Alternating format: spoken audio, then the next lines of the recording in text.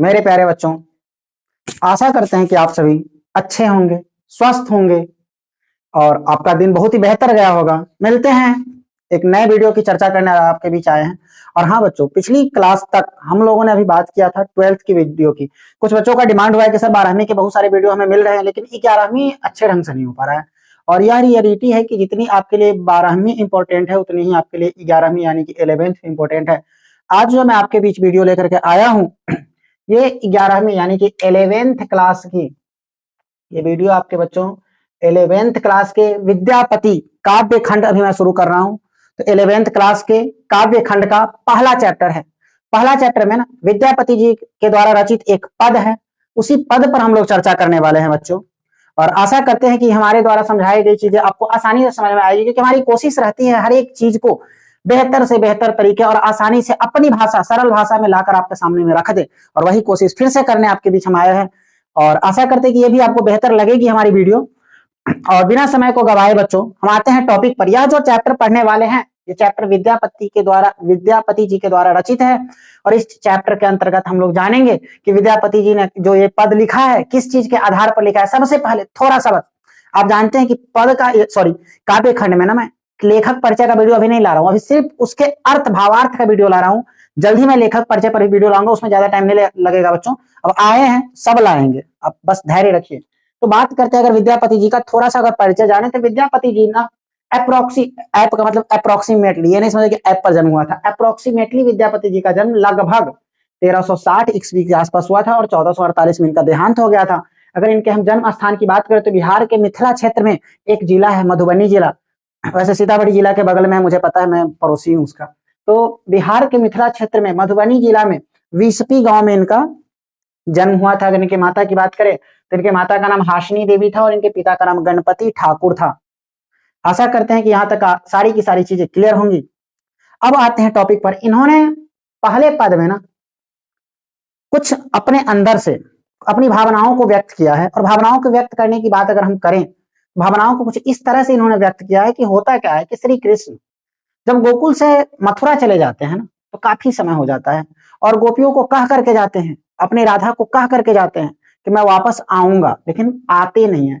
और काफी समय बीत जाता है, यहाँ गोपियां परेशान है, व्याकुल है उनके प्रेम में, उनसे मिलने के लिए। ठीक है, सारी की सारी गोपियां बेचैन है कि हमारे श्री कृष्ण अब आएंगे, हमारे मुरलीधर अब आएंगे, तब आएंगे, आस लगा करके बैठे हुए हैं। जहां बैठे हैं बस बैठे ही हुए हैं, कोई न काम न धंधा, सब कुछ त्याग करके बस उनके राह देख रहे हैं, बाट ताक रहे हैं कि अब आएंगे तब आएंगे।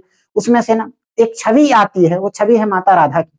राधा जी की एक छवि बीच में आई है और उस छवि पर ही विद्यापति जी ने ना अपना भावना व्यक्त किया है कि वो किस तरह से श्री कृष्ण के वृंदावन छोड़ने के बाद किस तरह से वहां की गोपियां और राधा जी का जीवन अभी चल रहा है और वो क्या चाहती हैं। ठीक है, उस पर विद्यापति जी ने जो पद लिखा है, उस पद पर हम चर्चा करने वाले हैं। पहले पद में ना बात करते हैं कि क्या कह रही है। कह रहा है, चानन भेल विषम सर रे, भूषण भेल भारी। यानी कि राधा जी कहती हैं कि हम जो चंदन करते हैं ना, चांदन का होता है चंदन लगाना, तिलक लगाना, वो तिलक जो लगाते हैं विषम मतलब विष के समान है। अभी जो हम चंदन सर में करते हैं वो चंदन किसके समान है, विष के समान मुझे लग रहा है। भूषण चानन का होता था चंदन, तिलक जो तिलक चंदन लगाते हैं वो जहर के समान, विष के समान लग रहा है। भूषण भेल भारी, भूषण यानी कि जो आभूषण अभी हम पहन रहे हैं, वो आभूषण हमें बोझ लगने लगा है। प्रभु श्री कृष्ण के बिना, श्री कृष्ण के बिना हमें आभूषण बोझ के समान लगने लगा है। वो राधा जी कहती हैं, वैसे लोग आभूषण अपने सौंदर्य और श्रृंगार को बढ़ाने के लिए करते हैं, लेकिन श्री कृष्ण के बिना इनका भूषण और भूषण यानी कि आभूषण कैसा प्रतीत हो रहा है, बोझ इनको लग रहा है। ठीक, वही कह रहे कि चानन भेल विषम सर रे, भूषण भेल भारी। चानन जो करते हैं वो विष के समान लग रहा है, आभूषण जो पहनते हैं वो भार के समान, बोझ के समान इनको लग रहा है। सपनहु नहीं हरि आयल रे, गोकुल के गिरधारी। यानी कि ये दिन आ गया है कि अब हरि जो है ना, हमारे नारायण जो है, श्री कृष्ण जो है, सपनों में भी नहीं आ रहे हैं। हमारे गोकुल के गिरधारी सपने में भी अब हमारे नहीं आते हैं। और एक सरी ठाठ कदम तर रे, पथ है रथी मुरारी। ठीक है, मुरारी के ना गोपियां बैठ करके, राधा रानी बैठ करके एक टाक से काम धंधा छोड़ करके उनका राह देख रहे हैं, पथ देख रहे हैं कि अब आएंगे तब आएंगे, ठीक है। मंदिर के पास बाहर जाकर के, गांव के बाहर एक मंदिर होता है, मंदिर के पास बैठे रहते हैं और उनका रथ सॉरी पथ निहारते रहते हैं कि अब आएंगे तब आएंगे, बस यही काम उनका बच चुका है। कह रहा है हरि बिनु देह दगद भेल रे, हरि के बिना, नारायण के बिना, श्री कृष्ण के बिना हमारा जो शरीर है ना वो जल रहा है, आग के समान हो चुका है, जीने की इच्छा खत्म हो चुकी है। झामर भेल साड़ी, जो साड़ी पहने हुए है ना वो साड़ी झामर मानी कि गंदा मैला हो चुका है, लेकिन इन चीजों का कोई परवाह नहीं है। गंदे साड़ी में बैठे हुए हैं, बस बैठे हुए पथ निहार रहे हैं कि अब आएंगे और हमसे मिलेंगे हमारे श्री कृष्ण। एक मिनट रुको,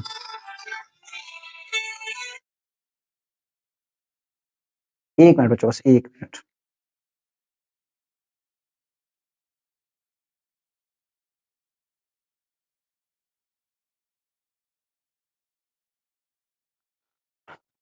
हाँ बच्चों, तो सॉरी, ये कहते हैं जाह जाह तो है उधव है, तो है मधुपुर जाहे, कि हे उद्धव, उद्धव जी आते हैं श्री कृष्ण का संवाद लेकर। श्री कृष्ण भेजते हैं कि जाओ मेरे बिना एक बार देखना कि इन गोपियों की और मेरे राधा रानी की क्या हाल चाल है, ये पता लगा करके आओ, कैसे हैं गोकुल के लोग, वो पता लगा करके आओ, देख करके आओ, ठीक है। तो आते हैं, सॉरी बच्चों मुझे वृंदावन बोला गया था, गोकुल होता है, ठीक है, वृंदावन तो बाद में आया, गोकुल की बात करते हैं, ठीक है। गोकुल जाइए और पता लगा करके आइए।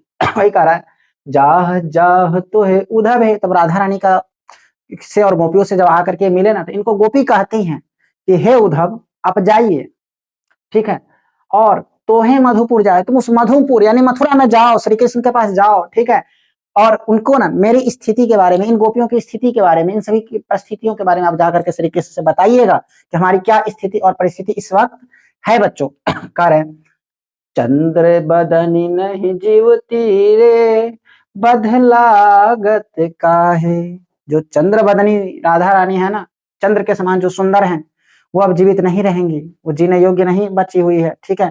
ऐसी स्थिति में वो है कि लग रहा है कि अब प्राण त्याग देगी, तब प्राण त्याग देगी, भूखे प्यासे बैठी हुई रहती है, राह देखती रहती, सारी गंदा है गंदा है, जो चंदन लगाती है वो विष के समान लगता है, जो आभूषण पहनती है वो बोझ के समान लगता है। एकदम सपना में भी उसको प्रभु नहीं नजर आ रहे हैं, ठीक है। वही कह रहे हैं भनई विद्या, तो वही कह रहे चंद्र बदनी, अब वो नहीं जिंदा रहने वाली है। और हे माधव जाकर श्री कृष्ण को कहना कि जो बध लगने वाला है, बध उन्हीं के ऊपर लगेगा, उन्हीं पर कलंक लगेगा कि उनके आस में गोपियां या राधा रानी क्या कर दी, प्राण त्याग दी। कर भनई विद्यापति मन दयड़े, सोनो गुणमति भारी, सोनो गुणमति नारी। विद्यापति जी कहते हैं अपने भाव से कि उनको ना उद्धव जी समझाते हैं कि आप व्यर्थ ही बेचैन व्याकुल हो रही हैं, ठीक है, आप व्यर्थ ही बेचैन और व्याकुल हो रही है, ये सब की आवश्यकता नहीं है। आज आओत हरि गोकुल रे, पथ चलू झट झारी। आज आपके श्री कृष्ण हरि नारायण आज गोकुल आएंगे, बस आप पथ को, रास्ते को सजा दीजिए साफ, उनके मन को रखने के लिए, ऐसा नहीं होता है, बस तसल्ली के लिए उनको कहते हैं कि आज प्रभु श्री राम आएंगे, आप पथ को, रास्ते को सजा करके साफ करके रखिए, आज आएंगे प्रभु और आपसे मिलेंगे भी। तो आशा करते हैं बच्चों की यहाँ तक चीजें क्लियर होगी। एक बार हम शॉर्टकट में आपको एक बार गा करके इसको लाइन में सुनाते हैं, अर्थ तो समझ में आ ही गया। कह रहा है चानन भेल विषम सर रे, भूषण भेल भारी, सपनहु नहीं हरि आयल रे, गोकुल के गिरधारी। एक सरी ठाठ कदम तर रे, एक सरी ठाठ कदम तर रे, पथ है रथी मुरारी, हरि बिनु देह दगध भेल रे, झामर भेल सारी। जाह जाह तो है मधुब है, जाह जाह तो है उधब है, तो है मधुपुर जाहे, चंद्र बदनी नहीं जीवती रे, बध लागत काहे। अब भनई विद्यापति मन दय रे, सुन गुणमती नारी। आज आवत हरि गोकुल रे, आज आवत हरि गोकुल रे, पथ चलू झट झारी। तो आशा करते हैं बच्चों यहाँ तक आपको बातें समझ में आई होगी। अब हम लोग उतरते हैं और चर्चा करते हैं दूसरे पद के बारे में। एक मिनट बच्चों, बस आप वेट करें। हेलो बच्चों, तो हमने पहले पद में इन सभी चीजों के बारे में देखा, अब बात करते हैं दूसरे पद की। तुलसीदास के द्वारा ही, सॉरी, विद्यापति जी के द्वारा ही रचित ये दूसरा पद है। पहले पद में हमने देखा कि वो क्या कर रही हैं, राधा जी का गुणगान, राधा जी के व्यथा के बारे में बता रहे हैं, कौन, विद्यापति जी बता रहे हैं। और दूसरे पद में हम जानते हैं कि क्या हो रहा है, ठीक है। उसमें हमने देखा कि राधा जी और पूरे के पूरे गोपियों का क्या दुर्दशा, क्या स्थिति है। वो चाहते हैं कि प्रभु श्री कृष्ण गोकुल के गिरधारी एक बार उनसे मिले, और नहीं मिल रहे, इसके लिए उनकी स्थिति बहुत ही दयनीय हो चुकी, वो प्राण तक त्यागने वाले हैं। इसी के लिए वो उद्धव को कहते हैं कि जाइए और जाकर के ये संदेश आप प्रभु श्री राम मधुपुर तक सॉरी मधुपुर तक प्रभु श्री कृष्ण तक पहुंचा दीजिए। सॉरी बच्चों, अब हम बात करते हैं पद 2 की। दूसरे पद की अगर हम बात करें बच्चों, तो दूसरे पद में क्या होता है ना कि एक सखी है विद्यापति जी की, सॉरी, रियली सॉरी बच्चों, बार बार गलती हो रहा है, इससे मैं क्षमा चाहता हूँ। अब नहीं होगा। राधा जी की ना एक सखी होती है, एक गोपी होती है, ठीक है, जो राधा जी के रूप का गुणगान करती है कि देखो अभी वो दुर्दशा कैसा उनका हुआ है, लेकिन वास्तविक इनका रूप ऐसा है, इस तरह की है कि पूछिए मत, मतलब विश्व में क्या कहे, सबसे सुंदर कहा जाता है श्री कृष्ण को कि जो उनको देखता है मोहित हो जाता है, कमल नयन है। लेकिन यहाँ कहा जाता है कि राधा जी जो है ना, उनको श्री कृष्ण जी देख करके मोहित हो जाते हैं, तो सोचो कितनी सुंदर होंगी। और उनकी सुंदरता का गुणगान और तुलना कुछ चीजों से किया गया है। किन किन चीजों से किया गया उस पर हम चर्चा करते हैं। हमारी कोशिश है कि विद्यापति जी का द्वारा जितने भी पद है, और ये अधिकतर पद ना ब्रज भाषा में होते हैं, अवधी भाषा में होते हैं, तो इसको लय में गाना थोड़ा सा डिफिकल्ट होता है बच्चों, लेकिन हमने कोशिश किया है। पहला पद तो आपके सामने अभी मैंने गाया भी है, आशा करते हैं कि आपको समझ में आया होगा। और गायक तो नहीं है तो थोड़ा बहुत कोशिश करते हैं, थोड़ी बहुत मिस्टेक्स होगी, इसके लिए मैं आपसे दिल से क्षमा चाहते हैं। आते हैं दूसरे पद की ओर। कह रहा है, सरस बसंत समय भल पाउल, दक्षिण पवन बहु धीरे। सरस बसंत, वसंत ऋतु आ गया है, कितना सुंदर, कितना सुखमय समय होता है वसंत ऋतु में। आप देखिएगा अच्छी ठंडी ठंडी हवाएं चलती है, पेड़ पौधों में पत्ते लग गए रहते हैं वसंत ऋतु में, ठीक है। तो वसंत ऋतु आ चुका है, और दक्षिण पवन बहुत धीरे धीरे, दक्षिण तरफ से ना दक्षिणी हवा धीरे धीरे बह रही, कितना मन भावन, मतलब आनंदित समय है। कह रहा है, सपनहु रूप बचन एक भाखी, मुख सौ दूरी करू नीचे करू चिड़े, ठीक है।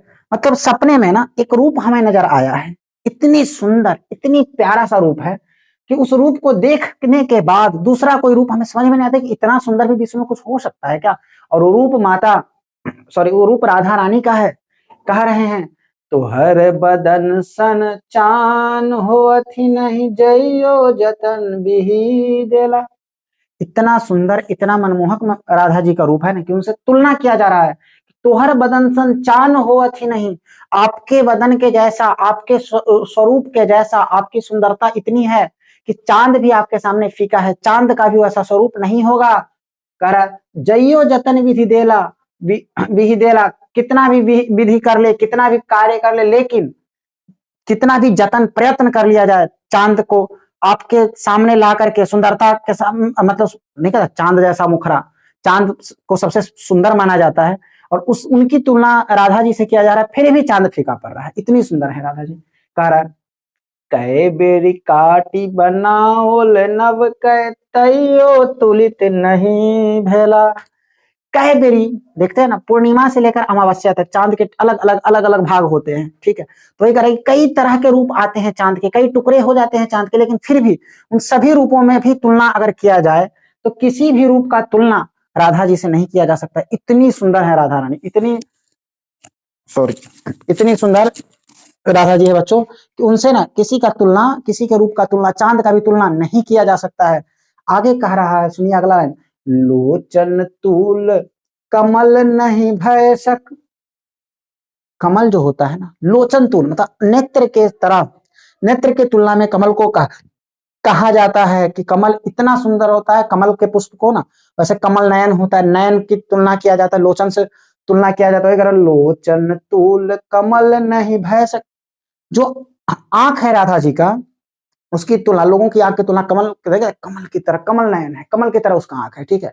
काफी सुंदर जिसका आंख नेत्र होता है उसे कहते हैं। तो कह रहा है कि राधा जी के आंख का तुलना जब हम कमल के फूल के सामने किए तो कमल का फूल भी फीका पड़ गया। इतनी प्यारी, इतना सुंदर राधा जी का नेत्र था, आंख है, ठीक है। कह रहा है, से जग के नहीं जाने, जग में कौन नहीं जानता है भाई, कि कमल का पुष्प जो होता है वो नेत्र के समान, नयन के चक्षु के समान होता है, इतना प्यारा सा होता है, कौन नहीं जानता। लेकिन जब हमने तुलना किया तो वो भी क्या हो गया बच्चों, फीका पड़ गया। आगे कह रहा है, से फेरी जाए नुकायल जल भय पंकज निज अपमानी। जब पंकज का, कमल का जब तुलना राधा जी के नेत्र से, राधा जी से किया गया ना, तो समझ गए कि नहीं, इनके सुंदरता के आगे हम भी नहीं टिक सकेंगे, और जा करके जल के नीचे छुप गए, अपने इस अपमान को सह करके, इसको अपना अपमान समझ करके कि हमारा अपमान हो गया, हमें तो कमल नयन है, हम तो नयन कमल के समान हम होते हैं, हम सबसे कमल नयन, यानी कि श्री कृष्ण के नयन का भी तुलना कमल के समान की, कमल से किया गया है, और ये उनके सामने भी फीका पड़ गया। सोचिए कितनी सुंदर राधा जी होंगी। अब भनई विद्यापति सुनु बड़ जो बीती ई सब लक्ष्मी समाने। विद्यापति कहते हैं जब इतने लोगों से, इतने चीजों से, इतनी सारी वस्तुओं से आपने तुलना किया, और इस तुलना पर आप देख रहे हैं हर बार हर चीज फीका पड़ रहा है, लेकिन राधा जी हर बार ऊपर रह रही है। इसका मतलब आपको पता होना चाहिए कि इनका तुलना केवल एक ही चीज से हो सकता है, और ये लक्ष्मी के समान है। लक्ष्मी जी जितनी सुंदर है ना, उतनी ही सुंदर माता राधा वहां है, मतलब राधा रानी है। कह रहा है, राजा शिव सिंह रूप नारायण। एक राजा होते हैं उस टाइम में, विद्यापति जी के समय में, जिस राजा का नाम होता है शिव सिंह, और उनकी पत्नी का नाम लक्ष्मा देवी होता है। ठीक है, तो कहते हैं कि हमारे देश के, हमारे राज्य के, जो हमारे यहाँ के राजा जो है ना, राजा शिव सिंह रूप नारायण, जो राजा शिव सिंह है ना, उनका रूप बिल्कुल सही में नारायण। हमारे पृथ्वी पर अगर देखा जाए ना, तो ऐसा प्रतीत होता है कि ये जो हमारे शिव सिंह महाराज है ना, इनका रूप जो है साक्षात नारायण का रूप लग रहे हैं। ठीक है, और इनकी पत्नी लक्ष्मा जो है ना, वो लक्ष्मी के अवतार लग रही है, इतनी सुंदर है दोनों। कह राजा रूप सिंह रूप नारायण लक्ष्मा देवी रमाने। लक्ष्मा देवी मतलब कि लक्ष्मा देवी के ना रूप ये राधा रानी के समान, लक्ष्मी माता के समान है, क्योंकि लक्ष्मी माता और राधा रानी का रूप सेम है। एक बार इसको फिर से समझिए, सरस बसंत समय भल पाओल। सरस का वसंत, सॉरी वसंत का समय आ गया, बहुत ही सुंदर मतलब सुहावन समय चल रहा है। दक्षिण पवन बहु धीरे धीरे, दक्षिण की हवा धीरे धीरे बह रही है। सपन हो रूप वचन एक भाखिए। सपने में एक रूप नजर आ गया, अचानक से देखे सपना में एक रूप देखे। अब मुख सौ दूरी करु चीरे। इतना सुंदर मुख रूप देखे कि दोबारा दूसरा ऐसा कोई है ही नहीं।